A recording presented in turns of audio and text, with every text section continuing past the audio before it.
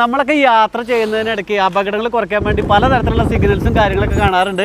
അപ്പം ഞാൻ കുറേ നാൾ മുമ്പ് കണ്ട ഒരു സംഭവമാണ്. പക്ഷേ എനിക്കതൊന്നും മനസ്സിലായില്ല. ഈ കമ്പമേട്ട് പോകുന്ന വഴിക്ക് റോഡ് സൈഡിൽ കുറേ സിഗ്നൽസ്, എന്താ പറയുക, ടയറിന്റെ ചക്രം ഇങ്ങനെ വെച്ച പോലെ സാധനം കണ്ടു. നമ്മുടെ കേരളത്തിൽ ഇതൊക്കെ ഉണ്ടാവണം. അതെ അല്ലേ? അല്ല, ഇത് എങ്ങനെ അപകടം കുറയും?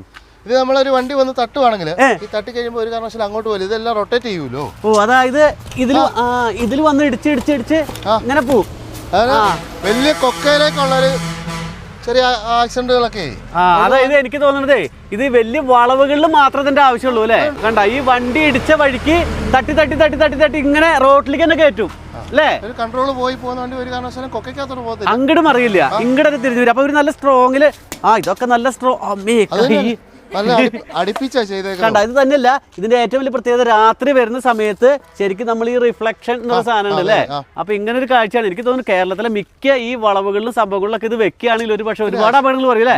ശബരിമല സീസണിലൊക്കെ ശരിക്കും ആക്സിഡന്റുകൾ ഉണ്ടാകുന്നുണ്ട് അല്ലേ? ഒഴിവാക്കാൻ ഒരു പരിധി അല്ലേ? എന്ത് തോന്നുന്നു സംഭവം? തീർച്ചയായിട്ടും എങ്ങനെയാണ് നമുക്ക് വലിയ കൊക്കകളിലാണ് ഇത് ആവശ്യം.